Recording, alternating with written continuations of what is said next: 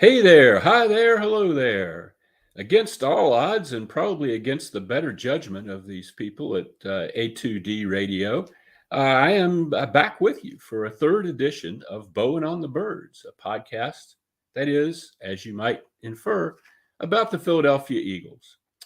Today I have a guest that I think will bring a lot of insight into our program, Ria Hughes from 94 WIP, who also has her hands on in many other kinds of projects across media. She's a media maven, the grande dame of the morning show. That just means I'm old. Nah. But there you are. How you doing? I'm great, Les. How are you? I am really good. Eagles OTAs today. I wasn't over there, but I did watch some news conferences, and this is like the one day that they're letting people in to watch this stuff, and it kind of takes on more gravitas than perhaps it deserves. I'm reading on Twitter at least. I got Elliot's tweet. I already know Jalen Hurts' numbers for today. If anybody wants to know them, 7 of 11, 0 touchdowns, 0 interception. Decent day. He gave him an A-. There you go. God, you have to kind of. It's June 1st, and they're not even putting pads on or anything. It's kind of silly, but it's what we have, and people have an insatiable appetite for this. One of the things I was interested in today was, what they were going to do at safety. And it looked like Blankenship and Edmonds lined up. People are real interested in Sidney Brown, the rookie, but you don't line a rookie up as a starter in minicamp because he just got here. He doesn't know where he's supposed to go or what he's supposed to do. So, that could all shake out very differently. But Blankenship, the defensive backs coach, DK McDonald, talked after the practice. And it just seems to me from what he said, from the fact that they had Blankenship up on the podium today, that maybe Blankenship has the inside track on one of those spots with the two safeties from last season being elsewhere now. Go on, yeah. What do you think? Arizona and obviously, well, here's the thing. You brought up Sidney Brown, and it was interesting. We had Ray Didinger on yesterday, and we said, what's the one guy that you think, that could make an impact? And that was the name. I mean, literally came right to him. He said Sidney Brown. They're concerned that he's small, but I mean, if you look at him, he's pretty stacked. He's a pretty jacked up guy, very physical. He's real high on him. And I know the day they drafted him, people were super high. They're like, oh my God, this guy's a steal. Real interesting background. His twin brother got drafted by the Chicago Bears. If you want to read some like great human interest stuff, that's something you would probably write a story on the twins' story and how their mother, from homeless to getting them to go to college. It's a really awesome story. Yes. So it's a guy you're going to root for, but that's the guy that but I know they like Blankenship, and I thought he played fairly well last year, but Ray is real high on Sidney Brown. Yeah. And it wouldn't surprise me if, Blankenship starts the year maybe as the starter, but if Brown is a much better athlete, and he should be where he was drafted, Blankenship was not drafted. Yeah. That he takes over as the year goes on or something like that, or they both play or some such. But with Blankenship was an undrafted guy from Middle Tennessee State. And that's really when you get somebody who can play from, that you didn't have to draft. That's a really cool thing. And it's a good money thing for them too. Oh, yeah. Yeah, it sure is. Lots of times, though, I find that the undrafted guys make a great initial impression because you're not expecting much from them. Sure. But then the ceiling isn't maybe quite where you want it to be. So we'll see with Reed Blankenship. He certainly showed off some guns in his press conference today. Well, I was tempted to roll up my sleeves. Not like yours. Well, you want to see a six-pack. Sidney Brown has one, and he likes to show it off. All right. Well, I'll keep that in mind. There you go. Well, I want to get to our agree or disagree question for today, which is basically, and it's kind of a softball, I guess, in this market. But one of the things that I think about when I look around the NFL is that Philadelphia is the big city that cares more about its NFL team than any other big city. And I'll defend that a little bit. I'm leaving out like Green Bay because that's all they have. Yeah, exactly. Yeah. But you can't really. New York is really a baseball city still. Yes. I think. I mean, obviously people care about the Giants and Jets, but they care more about the Yankees. Yeah. And Chicago, I would say the same. The Cubs, more than the Bears, especially since the Bears haven't had great success in quite a while. LA didn't even have a football team for quite a while there. And they don't support it. Yeah, you can't make that argument for LA. Houston, expansion team, Dallas might be the only comparable city to Philly in that regard. But even there, I think it's a different sort of fandom. And I think the college football is such a big thing in Texas and high school football that maybe the Cowboys aren't quite as integral to people's identities there as the Eagles are here. And I was interested in asking, well, first of all, you agree with me on that point? Yeah, I mean, I don't think there's any doubt. I grew up here, so, I know that it's just kind of ingrained in you. And like even my son from the time, and he's not a huge sports fan, like I just trained him. We do not like the star in this family. And that's just, as long as you understand that, you and I will get along for the rest of your life. So yeah, it's just something that, it's passed down. My mother, passed it down to me, but my mom loves to tell the story. When she was young, my dad was always hanging out with his buddies watching football. And she said, all right, teach me. Cause I want to, and so that's how we got it from her just saying, all right, I need to, cause my family was a baseball family. So, I come from, I grew up in a baseball family, not a football family. Well, that leads into the other question I have about this. I came here 40 years ago, almost exactly, from North Carolina. And it's interesting to me that the Eagles have such dominance in that the Phillies had a 50-year head start on them. Yes, they did. The Eagles didn't come along till 1933, and it's not like they've won, a trophy case full of championships, and they've been wonderful all these years. I did an Eagles history book a little more than a decade ago, and the thing that really struck me was how horrible the team has been and how bad the ownership has been over the years. It's just been, the ownership thing. I mean, Jeffrey Lurie, there are things people like about him and things people don't like, but he's so much better than any other. Oh my God. There's no question. It's not even a race. It's a one-horse race, and he's way out in front. But so why did Philadelphia attach itself to the Eagles so fervently? Well, here's where I think it started, and I can only attest to it from me. Like I said, I grew up, my family was diehard baseball people. And I believe it happened. I was a young teenager when Buddy Ryan came. Buddy Ryan tapped in, even though we never won a playoff game and he tapped into, we hate the Cowboys, when he did what he did with the Scabs. I mean, people just, he kind of was able to draw out that, we wanted to hate everybody else. You can't do that in baseball. There's too many games. It's, you'll get into it in September. We saw it with the Phillies last year. Nobody really cared about them until oh my God, they might make the playoffs. It's too long of a season. But I felt like Buddy tapped into it, and it just it really, and obviously Dick Vermeil. Dick Vermeil came here and took a team that had been terrible forever and got him to the Super Bowl. But, Dick is a very much genteel if you're comparing. Yeah. Buddy tapped into something, I think, that I know for me and my friends that just made us so crazy about the Eagles that just for my age group, that's where it started for me. Well, I think although Vermeil and Buddy were very different personalities, I think there's still a sort of visceral intensity kind of quality that both of them possess that I think resonated with people here quite a bit. Maybe that's the thing. I think football is more emotional, more visceral. There are fewer games, as you mentioned, far fewer games. You see people already getting real bent out of shape about the Phillies, and it's kind of almost getting to be time. Yeah. Well, it's kind of almost getting to be time, but Sure. it's still a third of the way into the season. A million things can happen from here on out. If you're a third of the way into the football season and you're way below expectations, You're done. Yeah.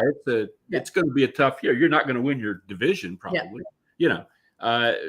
We don't know that about the Phillies. We're starting to have some suspicions, but we don't know that. Some suspicions still as I look at the score. Yes, indeedy. But the Eagles have your gig with WIP. I mean, the Eagles, I'm assuming, dominate. Sure. Conversation almost every day, even in the off season. Has that changed any over the time that you've been doing this? About a quarter century now, or are the people calling in any different? Are young callers different from the people that were calling in 20 years young ago? Callers absolutely are, but I will say that the older generation and myself and those where the younger ones started to get in was the analytics. That's kind of where they really got into that, and now so the callers have changed in terms of we just want this player, get this player. People are not all of them, but I will say some callers just go, nope, doesn't fit under this. They've become capologists. They've become business people. That can't happen because you can't afford. So I think sometimes that takes a little of the feistiness out of sports talk.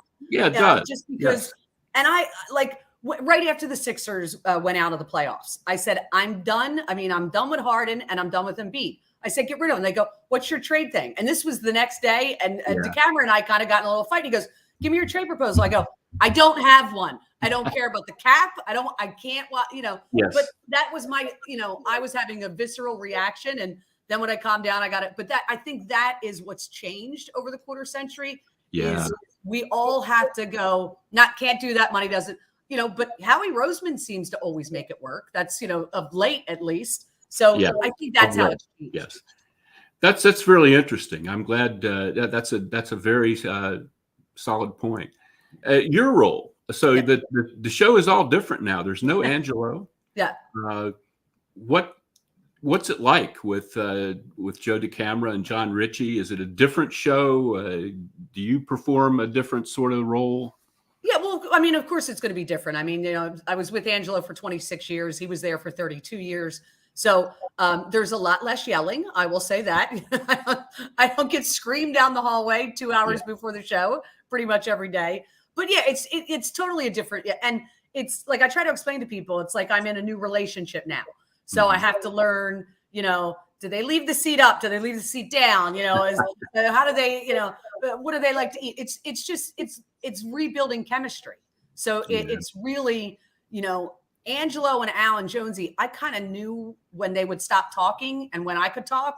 I think over the first couple of weeks, I was stepping on people a lot. So, it's learning, we have to use hand signals a lot more. So it's just, and I feel like over the past couple of weeks, like now I kind of get, okay, it's my turn to talk. Like Joe will say Ria, and that John Ritchie has a very sneaky sense of humor. And we told him yesterday he needs to smile more because he's a little scary. But it's just building chemistry. I'll tell you a quick John Ritchie story from when he played for the Eagles. Yeah. When they signed him, I was like, all right. Yeah. This guy, I've interviewed him at the Super Bowl, and he's really smart and thoughtful, and this will be just great for the reporters. We'll be at his locker every day. Guess who never went to the locker room? John Ritchie. During the time that the media was in there. Absolutely hid from us all year. Oh, I'm going to kill him on that when I talk to him tomorrow. You couldn't find him to save your life, and it was not a great year. It was the year after the Super Bowl, if I remember correctly. And, a lot of bad things were happening with Terrell Owens and so on and so forth. But no, there wasn't a lot of John Ritchie perspective given. Well, he was probably smart if that was the Terrell Owens year to go, I am not getting in the middle of this. I can certainly see his point in doing that. But I was so disappointed. Well, because he is a really smart guy, very interesting, very introspective guy. But when you get him laughing, it's fun. That's cool. That's really cool. So you're doing other stuff now. You have like a podcast thing about TV. I do actually do it with Angelo. So we started it in September. Angelo, we had always had this comedian on, Jay Black, every Friday. And because Angelo has always said if he didn't do sports, he would have loved to have been a TV critic because he loves to watch TV. I mean, this man, that's all he does now. So he doesn't have to worry about this sports thing anymore. But I was jokingly said to them, well, can I do a British segment? Because I love, British shows. So we do it once a week. It's actually out today. We tape it on Wednesdays. All right. And it really is a lot of fun. I enjoy doing it. He likes much more different stuff than me.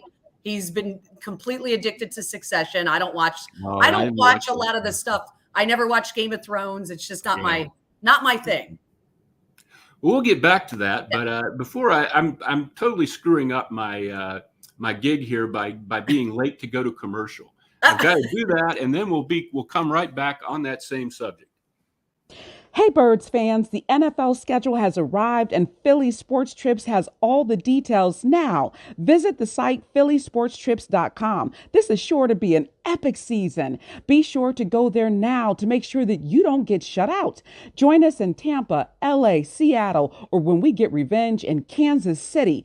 Don't want to fly? No problem. Gather up your crew and hop aboard one of our signature boisterous bus trips to DC or New York. Sign up now and make sure to mention A2D. Don't miss out on the best Philly fan experience anywhere.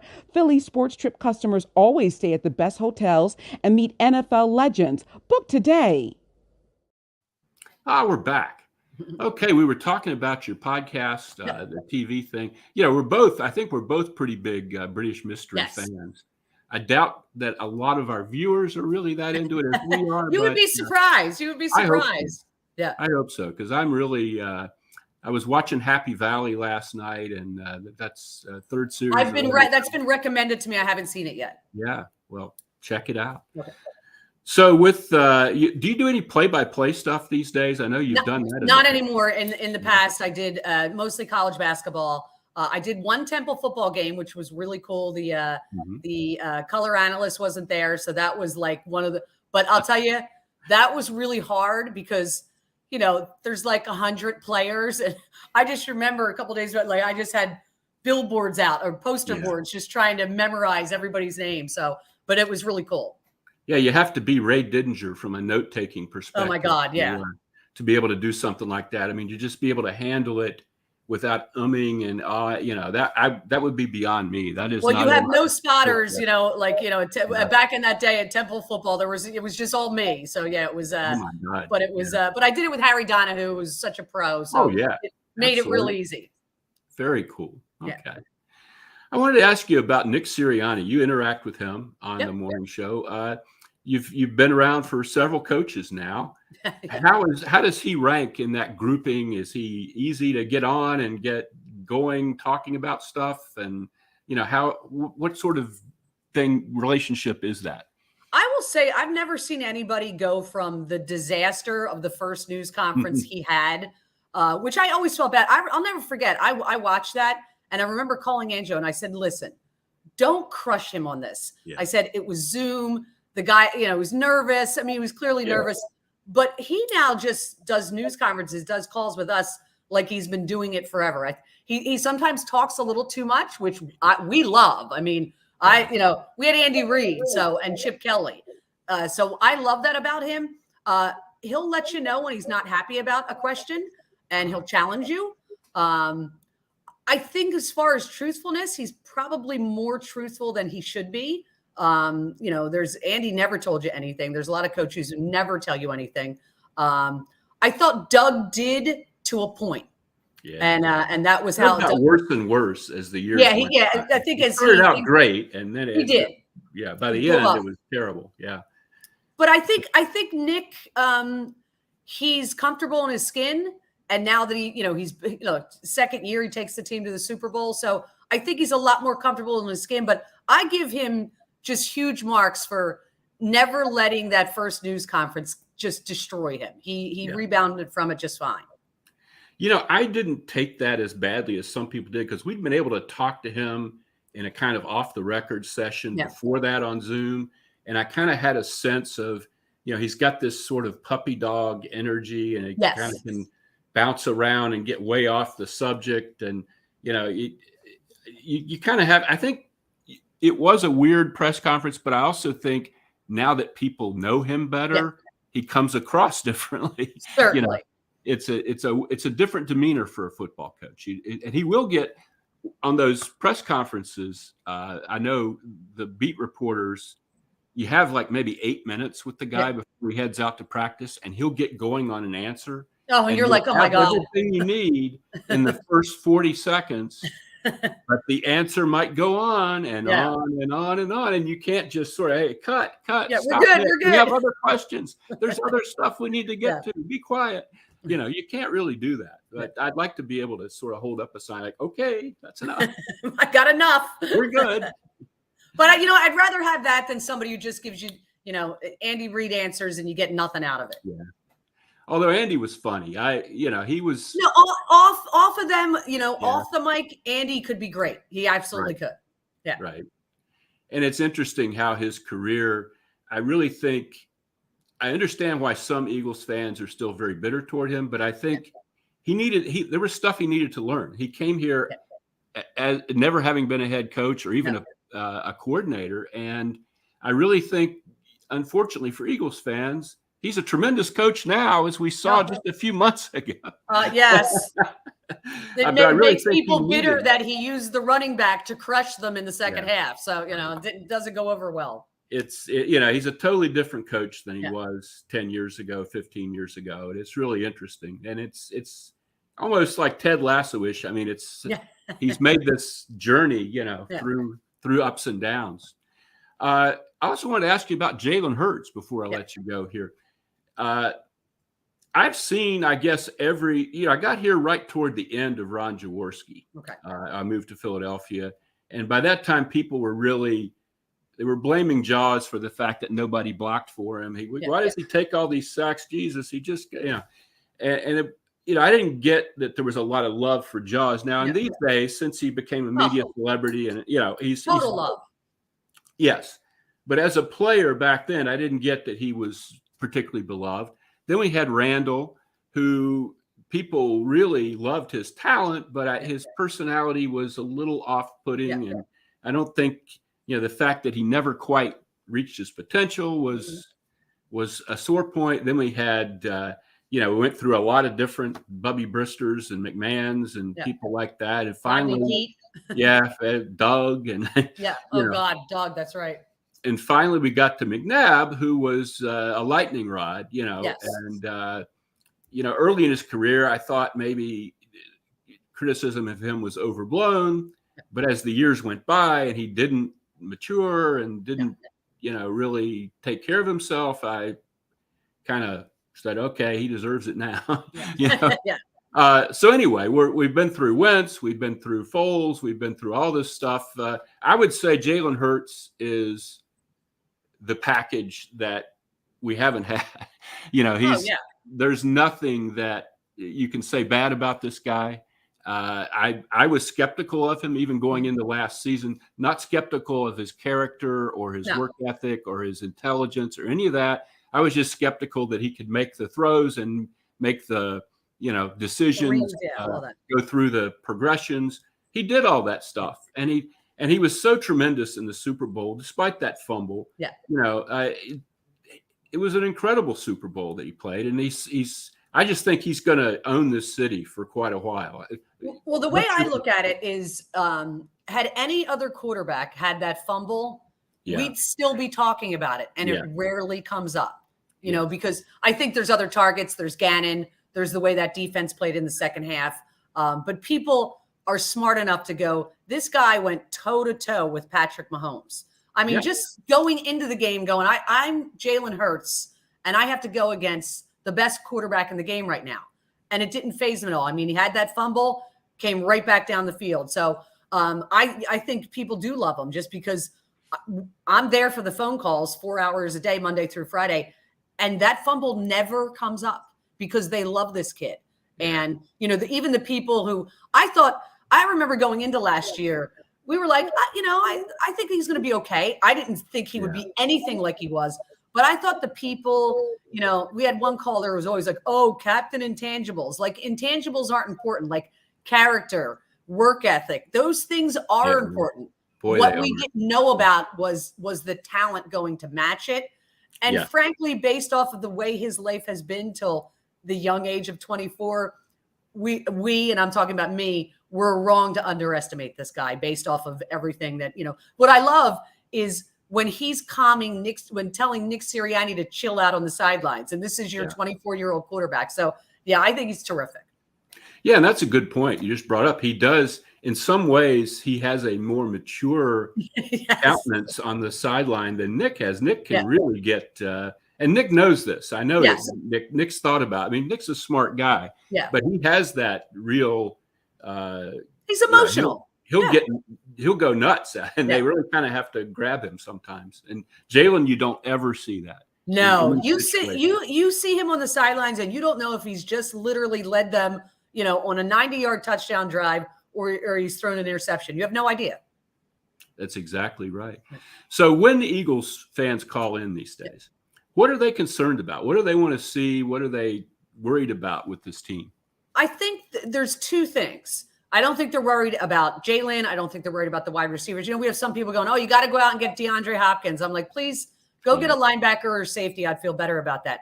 I think the one thing that people, I know it's my concern, is the offensive line, which I know is crazy. But I was more of an Isaac Seumalo fan than maybe most people were. I thought he was dependable and solid, and I don't know, and it doesn't look like Nick Sirianni knows if it's going to be Juergens or the kid they drafted, Tyler Steen, because he wouldn't commit. I know Juergens is smaller, and do you want a small guy next to your smallish center? So I'm a little concerned about that. So, but the one thing I do know is they have Jeff Stoutland. So that kind of like alleviates some of my concerns. Stoutland's going to tell them who's the best guy to be there. And so that I'll feel better, but that's like really that. And, it's always linebacker. Is Nakobe Dean going to be able to step in? That I thought when he got in, was it in the Titans game? I thought he performed well. So my hope is that he'll be able to take that next step. Yeah, I think for me, Nakobe is a big one because he didn't get enough snaps to be able to say anything about him last year. I know the coaches are high on him. Other players are high on him. He has great character. He was a leader at Georgia, but he is tiny for a physical linebacker. Is he going to get hurt? Is he going to wear down? These are concerns I have. But my overall concern is really more ephemeral. I mean, everybody has the Eagles as one of the top 2 or 3 teams in the league this year. I mean, they should be. But we have the history of teams that go to the Super Bowl. Yeah. We have the history of Eagles teams that go to the Super Bowl. We have, we have the fact that NFC East, nobody's won it 2 years in a row since 2004.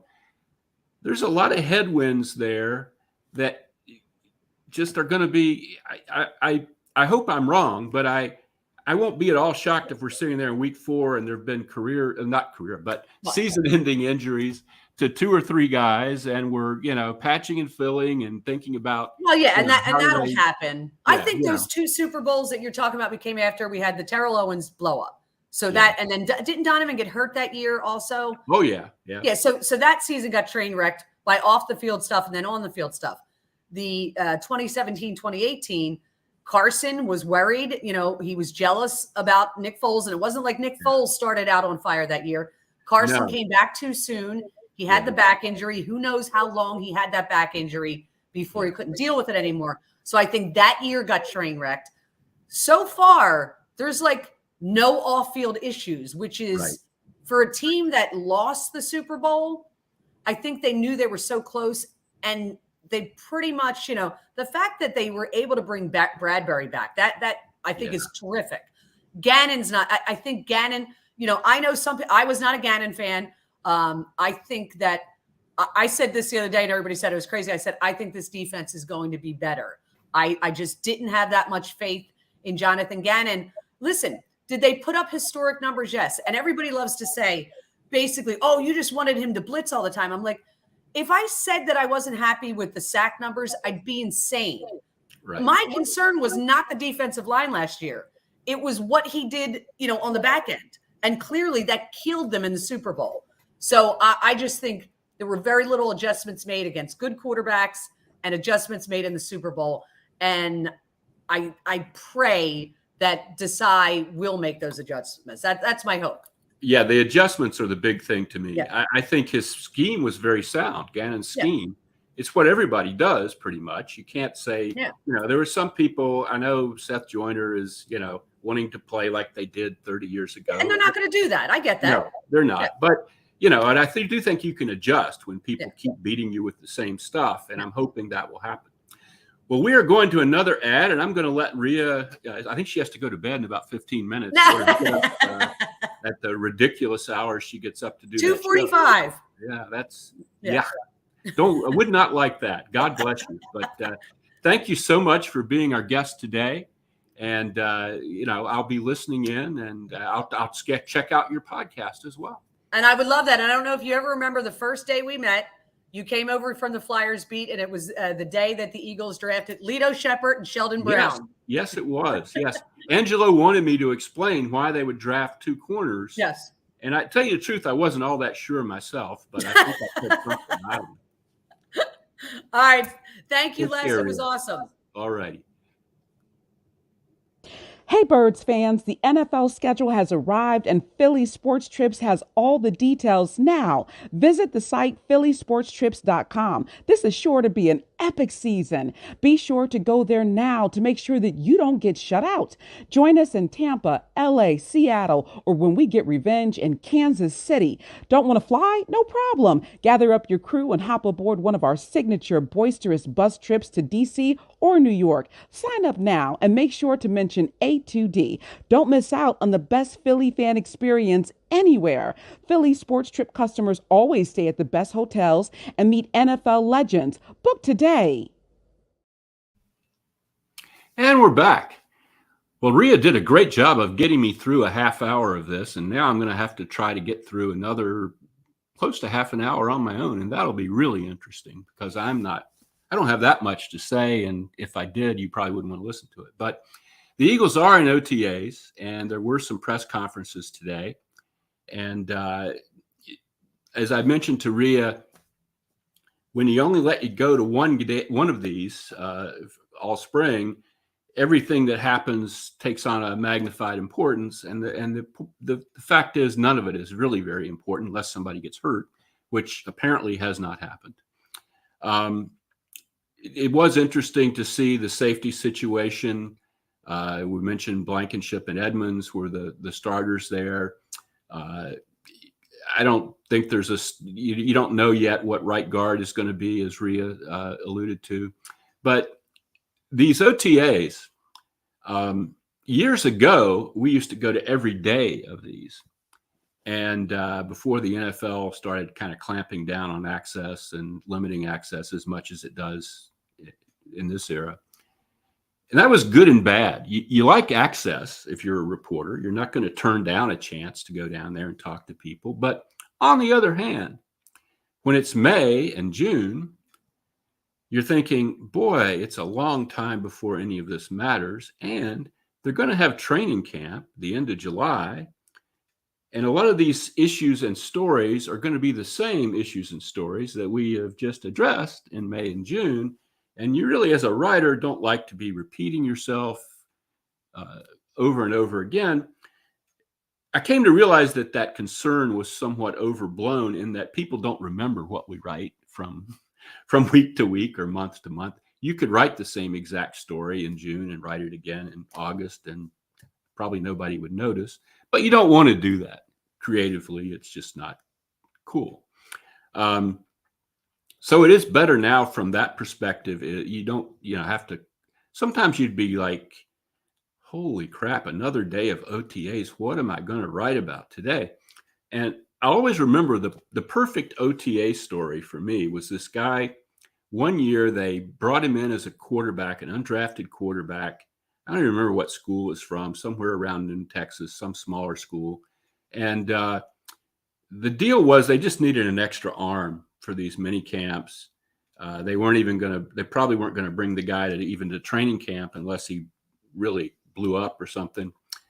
But he had a family connection somehow to Roger Staubach. And so I was able to do an interview with Roger Staubach about this guy. And Roger Staubach was tremendous. And it was a decent story. And the guy was cut like 2 days later. And this is a perfect OTA story because it doesn't impinge on anything that I'm going to do in training camp, yet it's defensible. Roger Staubach, people wanted to read it.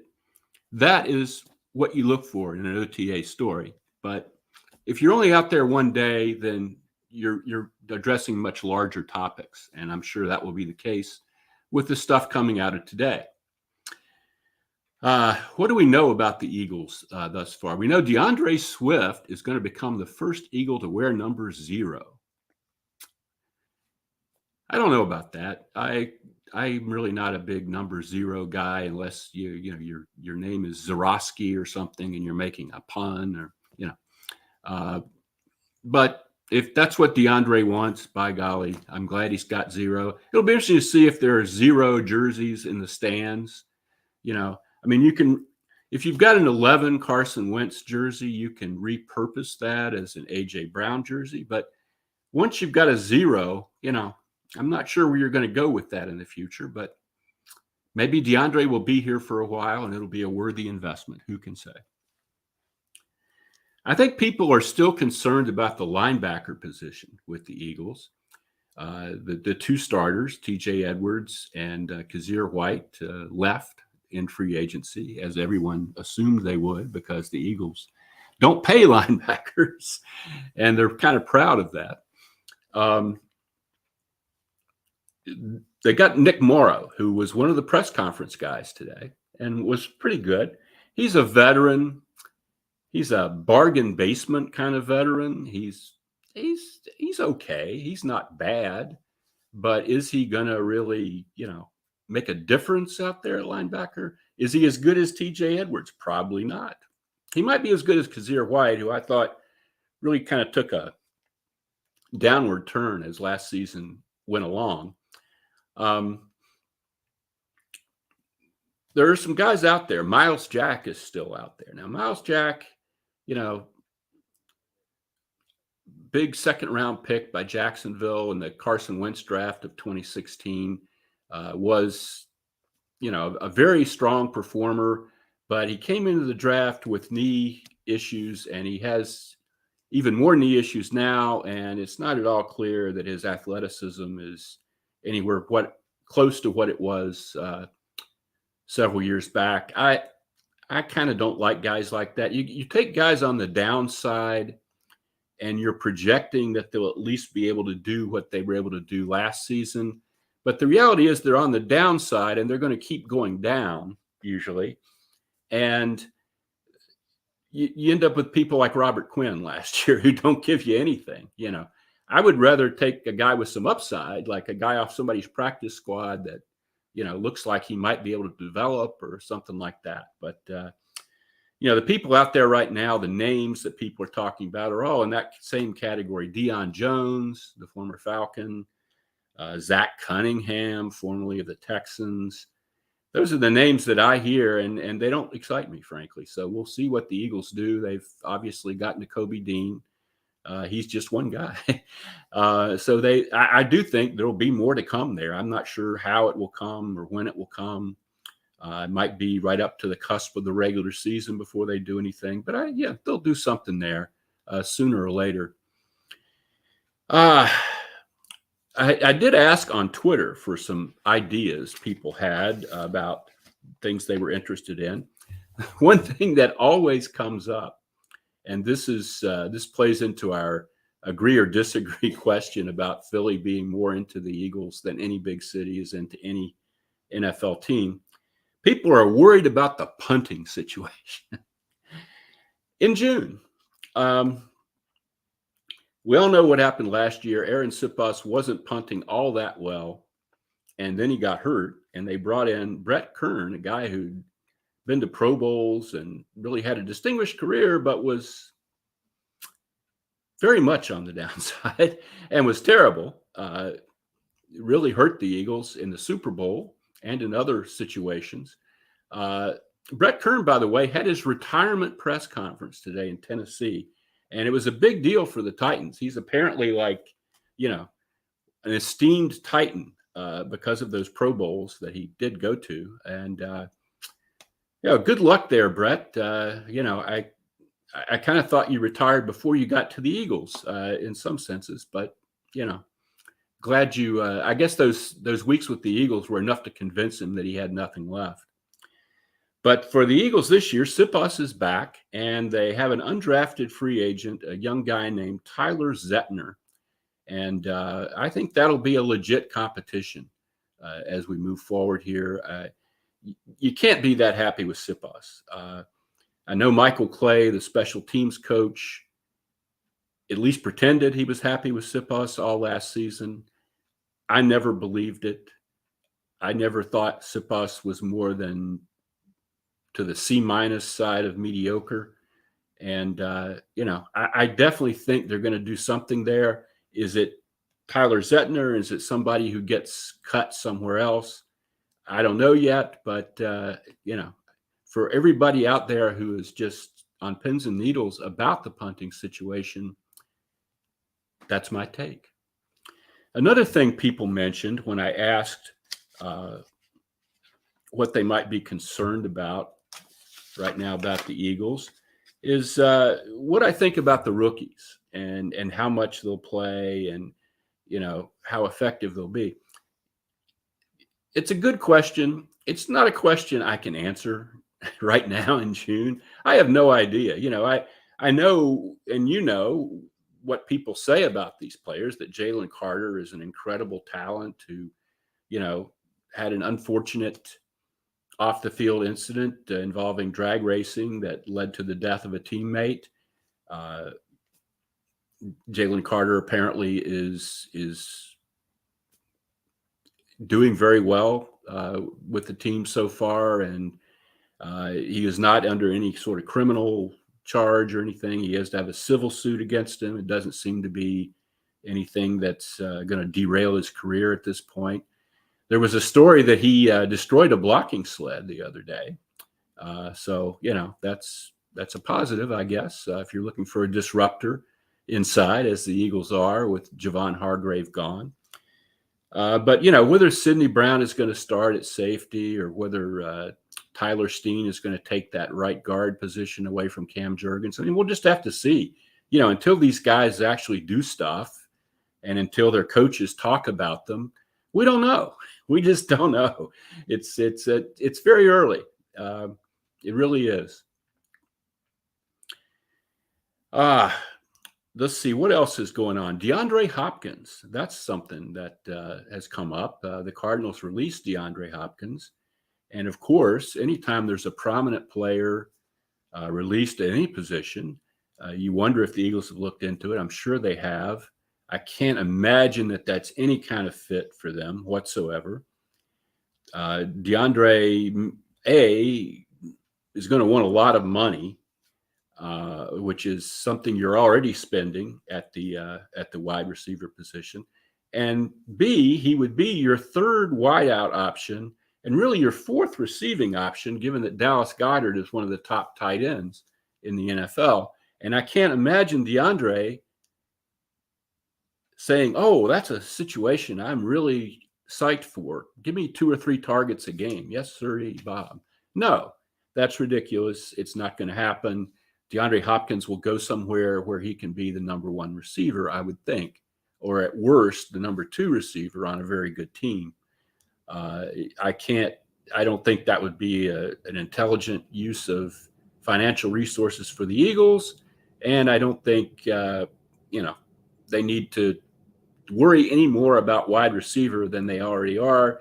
I know people don't think Quez Watkins is all that as the third receiver. Maybe somebody else will boot him out of that spot. There's a lot of moves to be made yet, but you're not going to replace your third receiver with DeAndre Hopkins, I don't think. I think we have another video ad coming up here pretty soon. And I'm all ready for that to take place if that is what is in the offing. Hey, Birds fans, the NFL schedule has arrived and Philly Sports Trips has all the details now. Visit the site phillysportstrips.com. This is sure to be an epic season. Be sure to go there now to make sure that you don't get shut out. Join us in Tampa, LA, Seattle, or when we get revenge in Kansas City. Don't want to fly? No problem. Gather up your crew and hop aboard one of our signature boisterous bus trips to DC or New York. Sign up now and make sure to mention A2D. Don't miss out on the best Philly fan experience anywhere. Philly Sports Trip customers always stay at the best hotels and meet NFL legends. Book today. And we're back. Coming down the home stretch now on the third edition of Bowen on the Birds. I was talking about DeAndre Hopkins. I think I pretty much exhausted that subject. Another thing that I've been thinking about is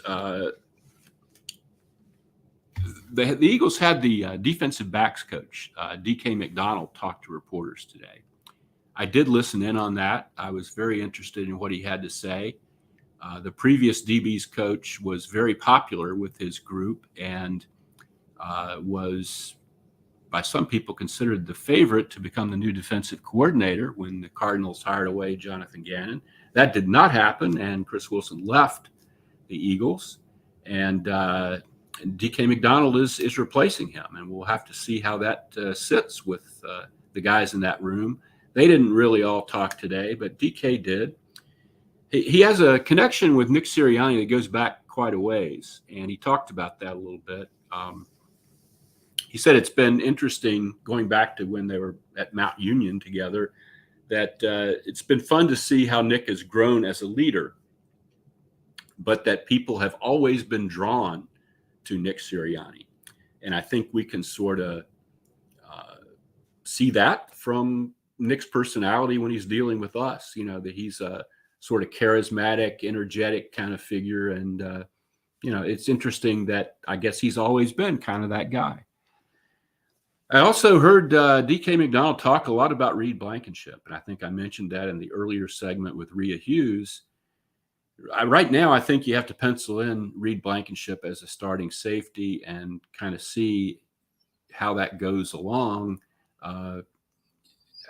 People would like to see Sidney Brown, the rookie, but you really have to learn a lot in the defensive backfield. I think it's very difficult as a rookie to start and to really be, in command of everything. The defenses are so much more complex than they are in college.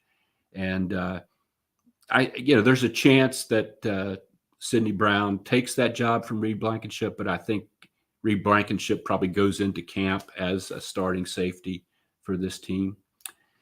Another thing that came up today in the news conferences is that Nakobe Dean will have the green dot, which means he has the speaker and microphone in the helmet to talk to the sidelines. And that's not unexpected, but it's sort of an official acknowledgement that he's going to be a key guy. He's going to be on the field. You don't take that guy off the field, the green dot guy, because he's got to talk to the sideline. So, that's where they are with Nakobe Dean, and I hope their confidence in him is well founded. Does anybody else listening to our stream have a question for me? I have one or two others that I'm thinking of, but I know something today. Well, here we go. Jake Friel wants to know, who would I like to see the Eagles sign or trade for before the start of the season? Boy, I don't have a specific name. I know the positions. I want to see a linebacker more than anything else. I went through the veteran linebackers that are available now. I'm not that – it wouldn't bother me if they signed any of those guys, but I don't think any of those guys is going to make a big difference in the Eagles' defense. I don't really see moves at other positions being dramatic. You don't really have, other than right guard, you don't have starting positions that are up for grabs. And they have two people at right guard in Tyler Steen and Cam Jurgens who are probably as good as anything that you're going to find easily out there on the market. So, I don't have a lot of moves that I'm looking for, at least before training camp. I know one concern that some people have is the second of their two first-round picks, Nolan Smith, the pass rusher. His size, he is really small, even in an era of Hassan Reddick-sized, lean, quick defensive ends. Nolan Smith has a lot to prove, I guess. His athleticism probably could have gotten him drafted a little bit higher, at least, had he been a bigger guy. And I think that's one thing that we really want to see this summer when he's working against Jordan Mailata or Lane Johnson is he going to be able to be effective? Is he going to be able to stand up, under the pounding of guys like that? Is he really going to be more than a sort of niche situational kind of pass rusher? He certainly has a lot of intensity and he brings a lot to the table in terms of his demeanor and his quickness. And I'd like to see him become a big part of the defensive line this year. I know there are some guys like, at this point, Brandon Graham and Fletcher Cox, especially Brandon, I think really takes a backseat if the other guys are good enough. You see Brandon Graham maybe a dozen snaps a game if things are going well, and Fletch maybe not much more than that. It's time for a changing of the guard on the defensive line. And I really hope the guys like Jordan Davis and Jalen Carter and Nolan Smith and Josh Sweat are really up to that, that they can take that mantle and be effective. Tough schedule this year. A lot of good offensive lines, good quarterbacks. You won't see 70 sacks. I doubt very seriously you'll see 70 sacks. But, are they going to be good enough to win? Are they going to be good enough to stop a good quarterback in the fourth quarter when it matters, like they couldn't do in the Super Bowl? That's how I think I'll grade this defense this season. The numbers might not be across the board what they were last year because they're playing better people. They're going to have, more pressure put upon them. And they're going to have a lot of guys in first-year starting roles, who've moved, the safeties and some of these D linemen. So there's a lot of change on defense. I don't think it'll be a bad defense, but I think it'll be very, very different from last year.